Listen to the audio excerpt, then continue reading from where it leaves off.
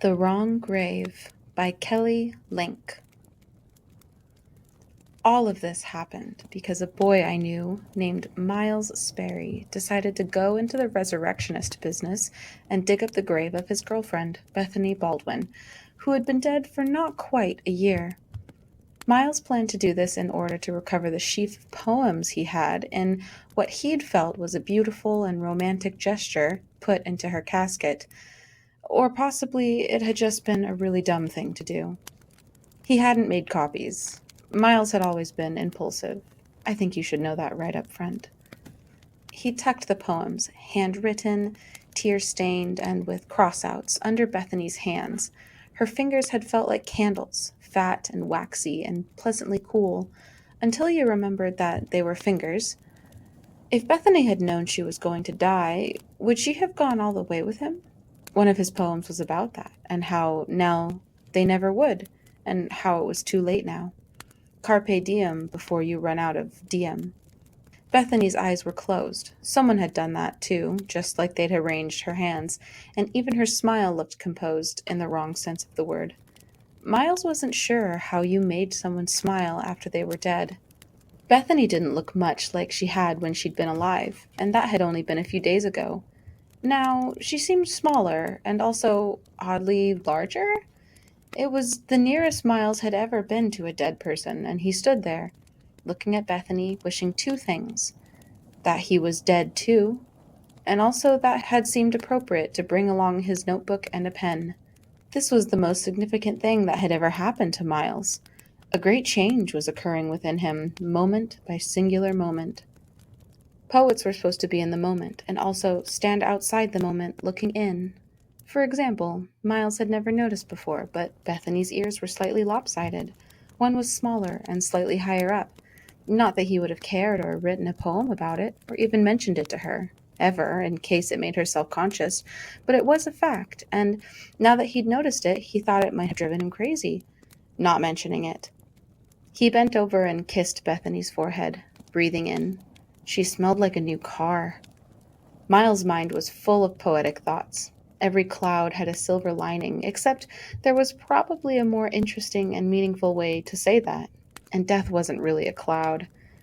He thought about what it was, more like an earthquake, maybe, or falling from a great height and smacking into the ground really hard, which knocked the wind out of you and made it hard to sleep, or wake up, or eat, or care about things like homework, or whether there was anything good on TV. And death was foggy too, but also prickly. So maybe instead of a cloud, a fog made of little sharp things. Needles. Every death fog has a lot of silver needles. Did that make sense? Did it scan? Then the thought came to Miles that the tolling of a large and leaden bell that Bethany was dead. This may sound strange, but in my experience, it's strange. And it's also just how it works. You wake up and you remember that the person you loved is dead. And then you think, really? Then you think how strange it is. How you have to remind yourself that the person you loved is dead. And even while you're thinking about that, the thought comes to you again that the person you loved is dead.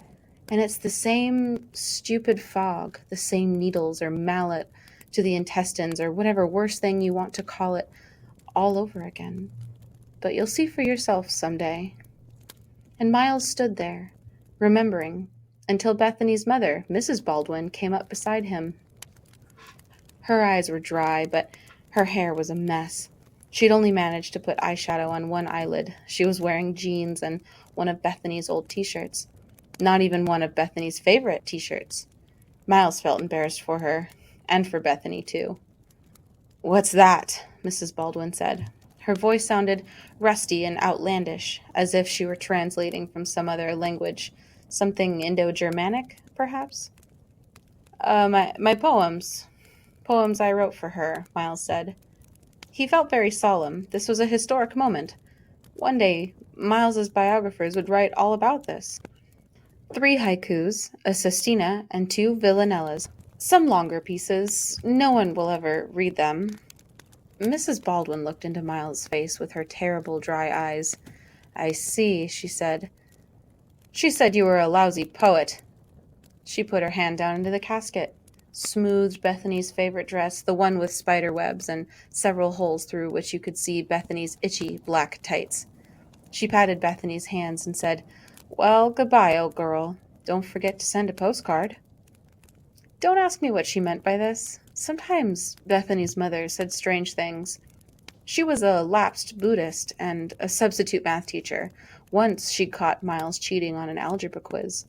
Relations between Miles and Mrs. Baldwin had not improved during the time that Bethany and Miles were dating, and Miles couldn't decide whether or not to believe her about Bethany not liking his poetry.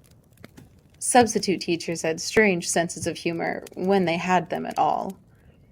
He almost reached into the casket and took his poetry back, but Mrs. Baldwin would have thought that she'd proved something, that she'd won. Not that this was a situation where anyone was going to win anything. This was a funeral, not a game show. Nobody was going to get to take Bethany home. Mrs. Baldwin looked at Miles, and Miles looked back. Bethany wasn't looking at anyone. The two people that Bethany had loved most in the world could see, through that dull, hateful fog, what the other was thinking, just for a moment. And although you weren't there, and even if you had been, you wouldn't have known what they were thinking anyways. But I'll tell you. I wish it had been me, Miles thought. And Mrs. Baldwin thought, I wish it had been you too. Miles put his hands into the pockets of his new suit, turned, and left Mrs. Baldwin standing there. He went and sat next to his own mother, who was trying very hard not to cry. She liked Bethany. Everyone had liked Bethany. A few rows in front, a girl named April Lamb was picking her nose in some kind of frenzy of grief. When they got to the cemetery, there was another funeral service going on, the burial of the girl who had been in the other car, and the two groups of mourners glared at each other as they parked their cars and tried to figure out which grave site to gather around. Two florists had misspelled Bethany's name on the ugly wreaths, Bethany, and also Bethony, just like tribe members did when they were voting each other out on the television show Survivor, which had always been Bethany's favorite. Bethany had been an excellent speller, although the Lutheran minister who was conducting the sermon didn't mention that. Miles had an uncomfortable feeling. He became aware that he couldn't wait to get home and call Bethany, to tell her all about this, about everything that happened since she died. He sat and waited until the feeling wore off. It was a feeling he was getting used to. Bethany had liked Miles because he made her laugh. He makes me laugh too. Miles figured that digging up Bethany's grave, even that would have made her laugh. Bethany had a great laugh, which went up and up like a clarinetist on an escalator. It wasn't annoying, it had been delightful, if you'd liked that kind of laugh. It would have made Bethany laugh that Miles Googled grave digging in order to educate himself. He read an Edgar Allan Poe story, he watched several relevant episodes of Buffy the Vampire Slayer, and he bought Vicks Vapo Rub, which you were supposed to apply under your nose.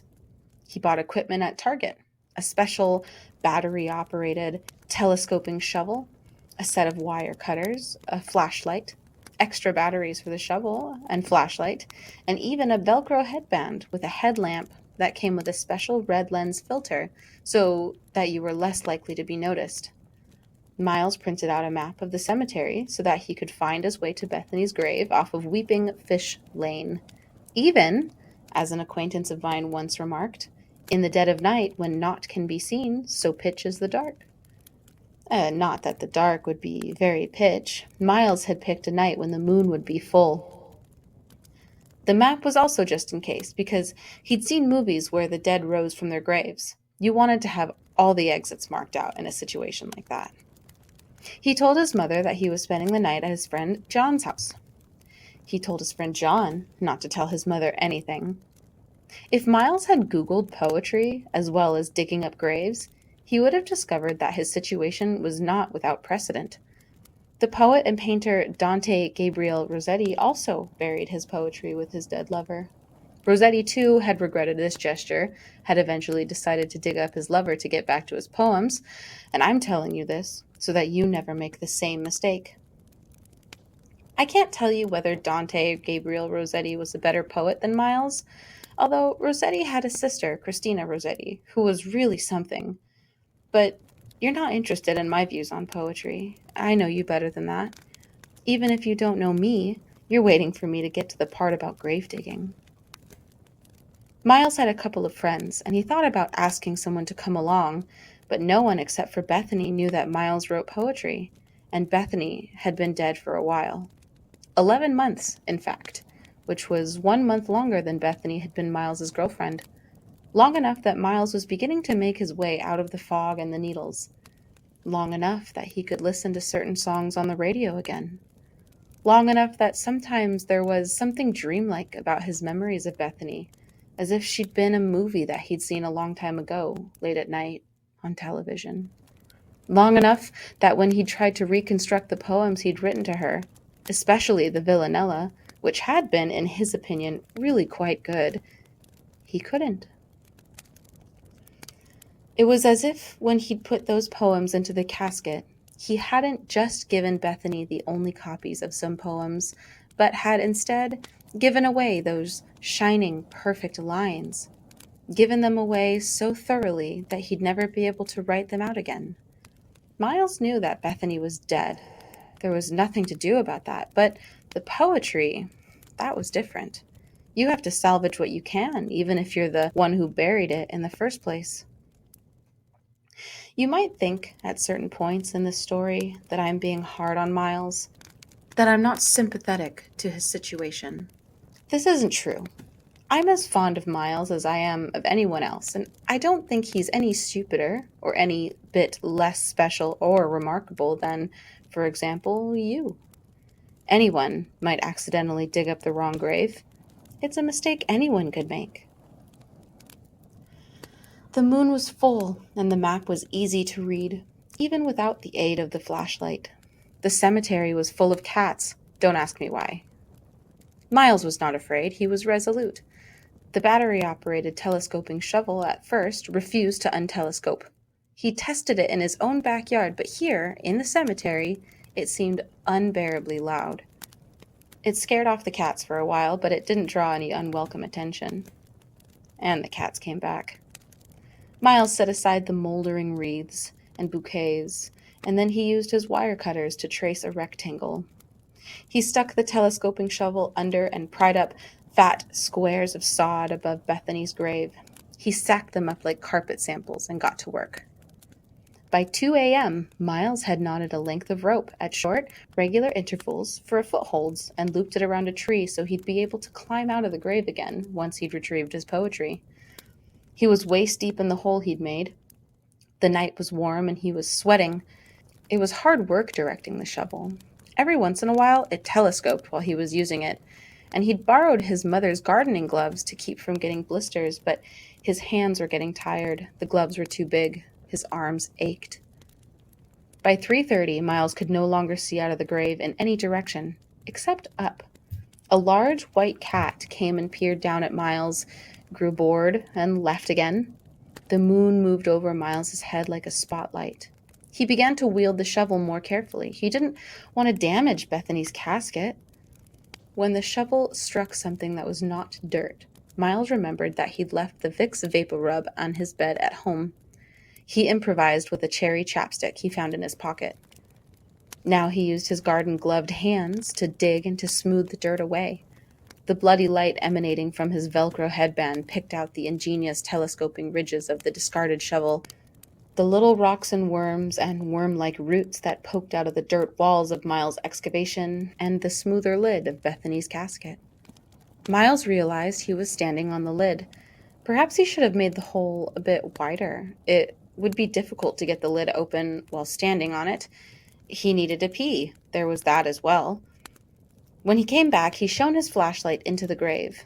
It seemed to him that the lid of the coffin was slightly ajar. Was that possible? Had he damaged the hinges with the shovel, or kicked the lid askew somehow when he was shimmying up the rope? He essayed a slow, judicious sniff, but all he smelled was dirt and cherry chapstick. He applied more cherry chapstick, and then he lowered himself down into the grave. The lid wobbled when he tested it with his feet. He decided that if he kept hold of the rope and slid his foot down and under the lid, like so, Then perhaps he could cantilever the lid up. It was very strange. He felt as if something had a hold of his foot, and he tried to tug it free, but no, his foot was stuck. Caught in some kind of vice or grip, he lowered the toe of his other hiking boot down into the black gap between the coffin and its lid and tentatively poked it forward, but this produced no result. He'd have to let go of the rope and lift the lid with his hands, balance like so, carefully, carefully on the thin rim of the casket, figure out how he was caught. It was hard work, balancing and lifting at the same time, although the one foot was still firmly wedged in its accidental toehold. Miles became aware of his own breathing and the furtive, scuffling noise of his other boot against the coffin lid. Even the red beam of his lamp, as it pitched and swung back and forth, up and down in the narrow space, seemed unutterably noisy. He got his fingers under the lid of the coffin on either side of his feet and bent his wobbly knees so he wouldn't hurt his back, lifting. Someone touched the fingers of his right hand. No, his fingers had touched something. Don't be ridiculous, Miles. He yanked the lid up fast and hard as he could, all the way that you would rip a bandage off if you suspected there were baby spiders hatching under it. He yanked, and someone else pushed. The lid shot up and fell back against the opposite embankment of dirt. The dead girl who had hold of Miles' boot let go. This was the first of many unexpected and unpleasant shocks that Miles was to endure for the sake of poetry. The second was sickening. No, shocking? Shock that he had dug up the wrong grave, the wrong dead girl. The wrong dead girl was lying there, smiling up at him, and her eyes were open. She was several years older than Bethany. She was taller and had a significantly more developed rack. She even had a tattoo. The smile of the wrong dead girl was white and orthodontically perfected. Bethany had braces that turned kissing into a heroic feat. You had to kiss around braces, slide your tongue up or sideways or under, like navigating through barbed wire. A delicious, tricky trip through no man's land. Bethany pursed her mouth forward when she kissed. If Miles forgot and mashed his lips down too hard on hers, she whacked him on the back of the head. This was one of the things about his relationship with Bethany that Miles remembered vividly, looking down at the wrong dead girl. The wrong dead girl spoke first. "Knock, knock," she said. "What?" Miles said. "Knock, knock," the wrong dead girl said.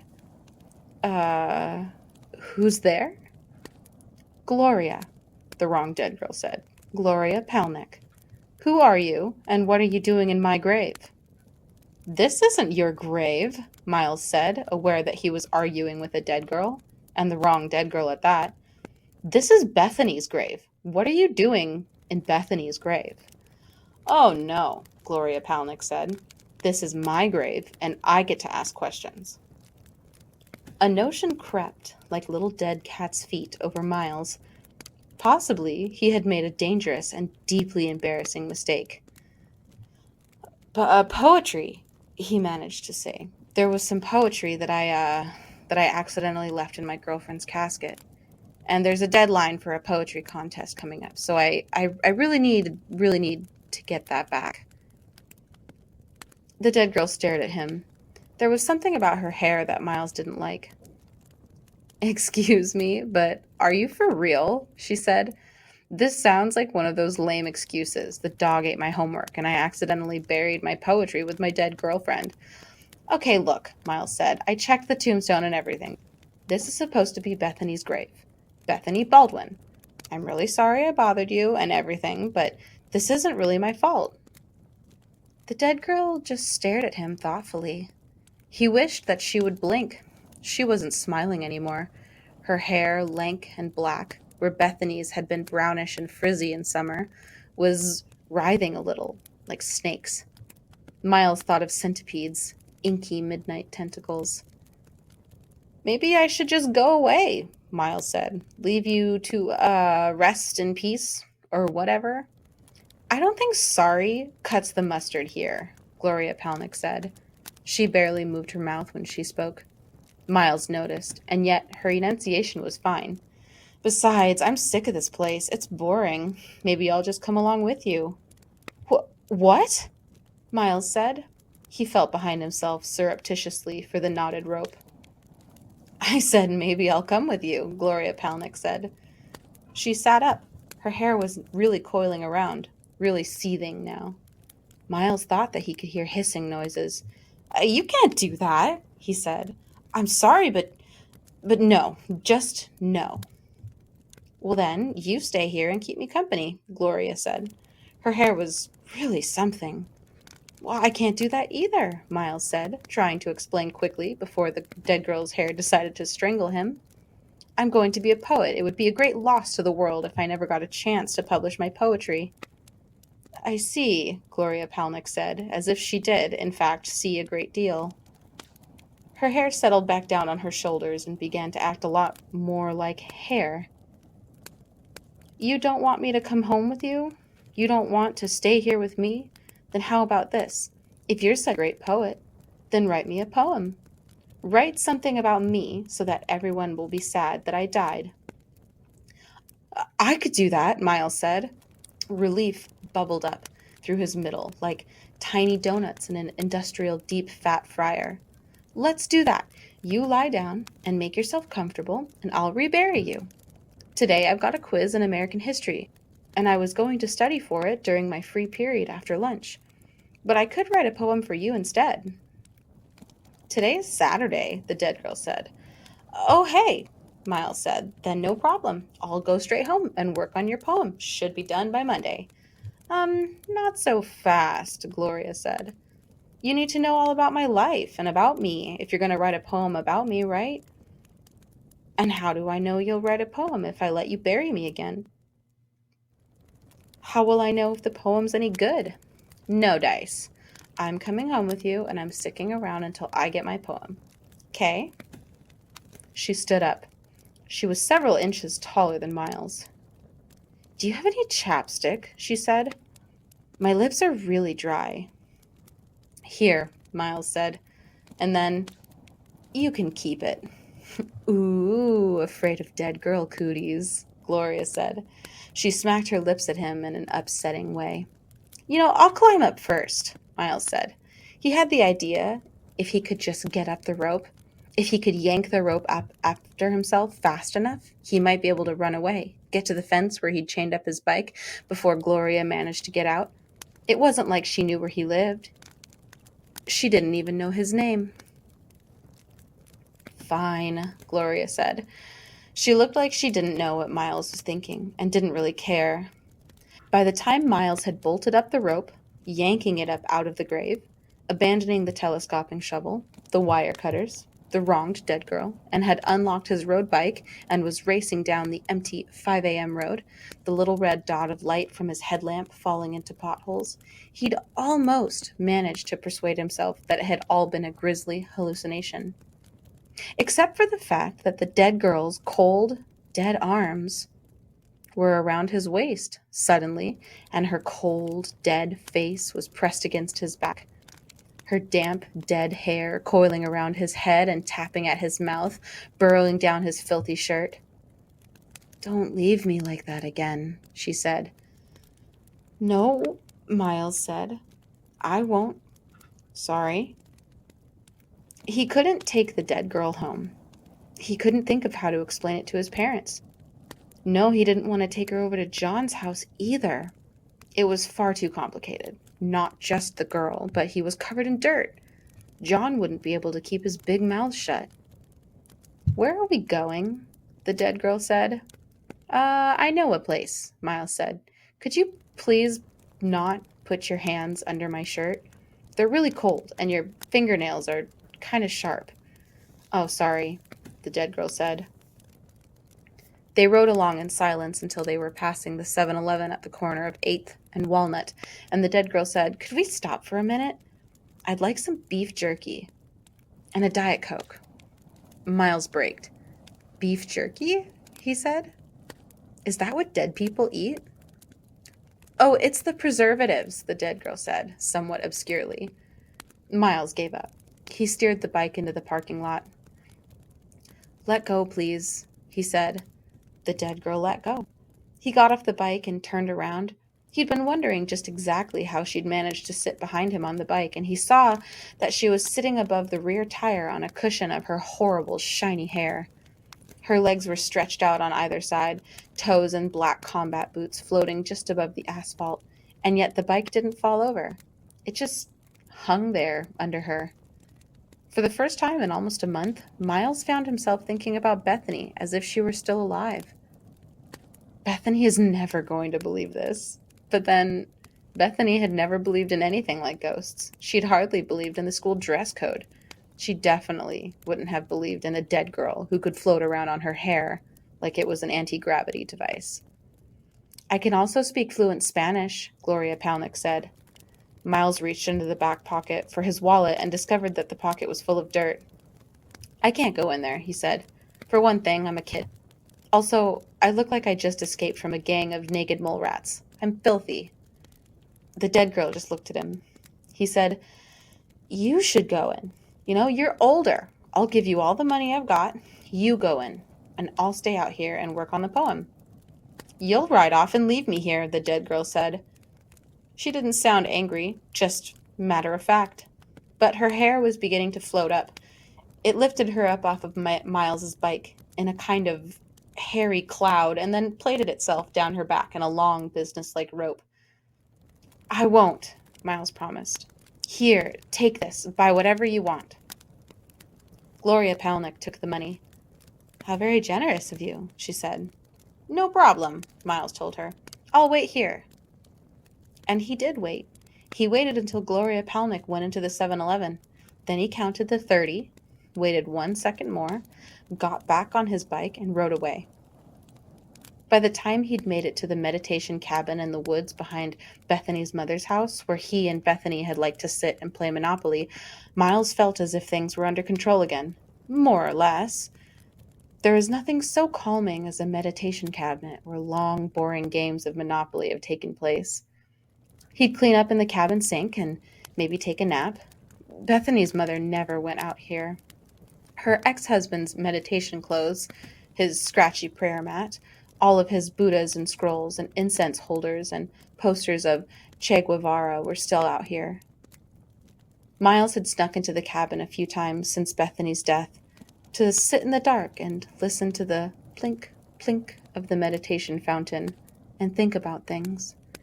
He was sure Bethany's mother wouldn't have minded if she knew, although he hadn't ever asked, just in case. Which had been wise of him. The key to the cabin was on the beam just above the door, but he didn't need it, because the door stood open. There was a smell of incense and of other things. Cherry chapstick. Dirt. Beef jerky. There was a pair of black combat boots beside the door. Miles squared his shoulders. I have to admit that he was behaving sensibly here, finally.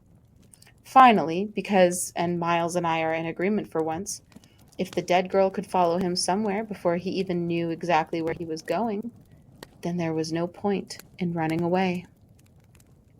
Anywhere he went, she'd already be there. Miles took off his shoes because you were supposed to take off your shoes when you went into the cabin. It was a gesture of respect. He put them down beside the combat boots and went inside. The waxed pine floor felt silky under his bare feet. He looked down and saw that he was walking on Gloria Palnick's hair. Sorry, Miles said. He meant several things by that. He meant sorry for walking on your hair, sorry for riding off and leaving you in the 7-Eleven after promising that I wouldn't, sorry for the grave wrong that I've done you. But most of all, he meant sorry that I ever dug you up in the first place. Don't mention it, the dead girl said. Want some jerky? Sure, he said. He felt that he had no other choice.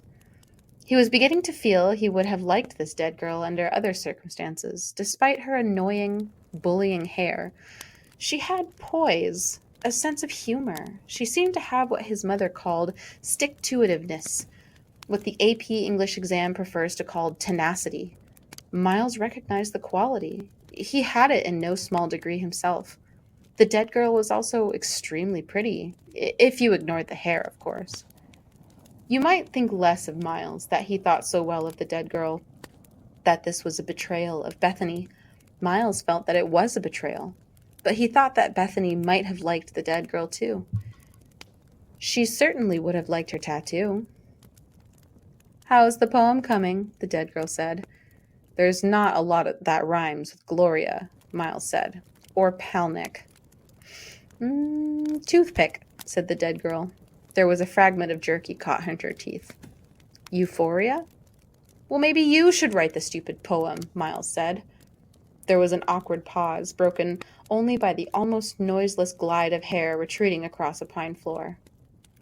Miles sat down, sweeping the floor with his hand, just in case. "You were going to tell me something about your life?" "Boring," Gloria Palnick said. "Short. Over." "Well, that's not much to work with, unless you want, like, a haiku." "Tell me about this girl you were trying to dig up," Gloria said. "The one you wrote the poetry for." "Her name was Bethany," Miles said. "She died in a car crash." "Was she pretty?" Gloria said. "Yeah," Miles said. "You liked her a lot," Gloria said. "Yeah," Miles said. "Are you sure you're a poet?" Gloria asked. Miles was silent. He gnawed his jerky ferociously. It tasted like dirt. Maybe he'd write a poem about it. That would show Gloria Palnick. He swallowed and said, "Why were you in Bethany's grave?" "How should I know?" she said. She was sitting across from him, leaning against a concrete Buddha the size of a 3-year-old, but much fatter and holier. Her hair hung down over her face, just like a Japanese horror movie. "What do you think, that Bethany and I swapped coffins just for fun?" "Is Bethany like you?" Miles said. "Does she have weird hair and follow people around and scare them just for fun?" "No," the dead girl said through her hair. "Not for fun. But what's wrong with having a little fun? It gets dull. And why should we stop having fun just because we're dead? It's not all demon cocktails and Scrabble down in the old bardo, you know." "You know what's weird?" Miles said. "You sound like her, Bethany. You say the same kind of stuff." "It was dumb to try and get your poems back," said the dead girl. "You can't just give something to somebody and then take it back again." "I just miss her," Miles said, and began to cry. After a while, the dead girl got up and came over to him. She took a big handful of her hair and wiped his face with it. It was soft and absorbent, and it made Miles' skin crawl. He stopped crying, which might have been what the dead girl was hoping. "Go home," she said. Miles shook his head. "No," he finally managed to say. He was shivering like crazy. "Why not?" the dead girl said. "Because I'll go home, and you'll be there, waiting for me." "I won't," the dead girl said. "I promise." "Really?" Miles said. "I really promise." "I'm sorry I teased you, Miles." "That's okay," Miles said. He got up, and then he just stood there, looking down at her. He seemed to be about to ask her something, and then he changed his mind. She could see this happen, and she could see why, too. He knew he ought to leave now, while she was willing to let him go. He didn't want to mess up by asking something impossible and obvious and stupid. That was okay by her. She couldn't be sure that he wouldn't say something that would rile up her hair, not to mention the tattoo. She didn't think that he'd noticed when her tattoo had started getting annoyed. "Goodbye," Miles said at last. It almost looked as if he wanted her to shake his hand, but she sent out a length of her hair, and he turned and ran. It was a little disappointing, and the dead girl couldn't help but notice that he'd left his shoes and his bike behind. She walked around the cabin, picking things up and putting them down again. She kicked the Monopoly box, which was a game that she'd always hated. That was one of the okay things about being dead. Nobody ever wanted to play Monopoly. At last she came to the statue of St. Francis, whose head had been knocked right off during an indoor game of croquet a long time ago. Bethany Baldwin had made St. Francis a lumpy substitute Ganesh head out of modeling clay. You could lift that clay elephant head off, and there was a hollow space where Miles and Bethany had left secret things for each other. The dead girl reached down her shirt and into the cavity where her more interesting and useful organs had once been. She had been an organ donor. She'd put Miles's poetry in there for safekeeping. She folded up the poetry, wedged it inside St. Francis, and fixed the Ganesh head back on. Maybe Miles would find it someday. She would have liked to see the look on his face. We don't often get a chance to see our dead. Still, less often do we know them when we see them. Mrs. Baldwin's eyes opened, and she looked up and she saw the dead girl and smiled. "Bethany," she said. Bethany sat down on her mother's bed. She took her mother's hand. If Mrs. Baldwin thought Bethany's hands were cold, she didn't say so. She just held on tightly. "I was dreaming about you," she told Bethany. "You were in an Andrew Lloyd Webber musical." "It was just a dream," Bethany said. Mrs. Baldwin reached up and touched a piece of Bethany's hair with her other hand. "You've changed your hair," she said. "I like it." They were both silent. Bethany's hair stayed very still. Perhaps it felt flattered. "Thank you for coming back," Mrs. Baldwin said at last. "I can't stay," Bethany said. Mrs. Baldwin held her daughter's hand tighter.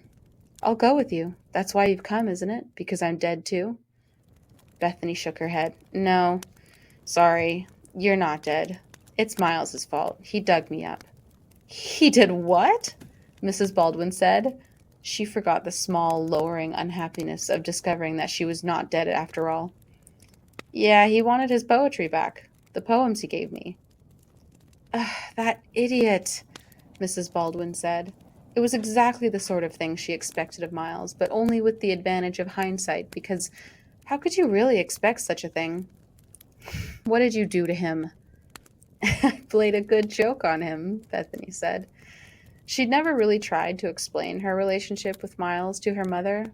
It seemed especially pointless now. She wriggled her fingers, and her mother instantly let go of Bethany's hand. Being a former Buddhist, Mrs. Baldwin had always understood that when you hold on to your children too tightly, you end up pushing them away instead. Except that after Bethany had died, she'd wished she held on just a little tighter. She drank up Bethany with her eyes. She noted the tattoo on Bethany's arm with both disapproval and delight. Disapproval because one day Bethany might regret getting a tattoo of a cobra that wrapped all the way around her bicep. Delight because something about the tattoo suggested Bethany was really here, that this wasn't just a dream. Andrew Lloyd Webber musicals were one thing, but she never would have dreamed that her daughter was alive again and tattooed and wearing long, writhing midnight tails of hair. "I have to go," Bethany said. She turned her head a little towards the window as if she were listening for something far, far away. "Oh," her mother said, trying to sound as if she didn't mind. She didn't want to ask, "Will you come back?" She was a lapsed Buddhist, but not so very lapsed after all. She was still working to relinquish all the desire, all the hope, all the self. When a person like Mrs. Baldwin suddenly finds that her life has been dismantled by a great catastrophe, she may then hold on to her belief, as if to a life raft, even if the belief is this, that one should hold on to nothing. Mrs. Baldwin had taken her Buddhism very seriously once, before substitute teaching had knocked it out of her. Bethany stood up. "I'm sorry I wrecked the car," she said, although it wasn't completely true. If she'd have been alive, she really would have been sorry. But she was dead, and she didn't know how to be sorry anymore. And the longer she stayed, the more likely it seemed to her that her hair would do something truly terrible. Her hair was not good Buddhist hair. It did not love the living world or the things in the living world. There was nothing of light or enlightenment about Bethany's hair. It knew nothing of hope. But it had desires and ambitions. It's best not to speak of those ambitions. As for the tattoo, it wanted to be left alone, and to be allowed to eat people, every once in a while at least. When Bethany stood up, Mrs. Baldwin said suddenly, "I've been thinking I might give up substitute teaching." Bethany waited. "I might go to Japan to teach English," Mrs. Baldwin said. "Sell the house, just pack up and go. Is that okay with you? Do you mind?" Bethany didn't mind. She bent over and kissed her mother on her forehead. She left a smear of cherry chapstick. When she had gone, Mrs. Baldwin got up, put on her bathrobe, the one with the white cranes and frogs. She went downstairs and made coffee and sat at the kitchen table for a long time, staring at nothing. Her coffee got cold and she never even noticed. The dead girl left town as the sun was coming up. I won't tell you where she went. Maybe she joined the circus and took part in daring trapeze acts that put her hair to good use, kept it from getting bored and plotting the destruction of all that is good and pure and lovely. Maybe she shaved her head and went on a pilgrimage and came back as a superhero with a dark past and some kick-ass martial arts moves. Maybe she sent her mother postcards from time to time. Maybe she wrote them as part of her circus act, using the tips of her hair and dipping them into the inkwell. These postcards, not to mention her calligraphy scrolls, are highly sought after by collectors nowadays. I have two. Miles stopped writing poetry for several years. He never went back to get his bike. He stayed away from graveyards and also from girls with long hair. The last I heard, he had a job writing tropical haikus for the Weather Channel. One of his best known haikus is the one about Tropical Storm Susie. It goes something like this: A young girl passes in a hurry, hair uncombed, full of black devils.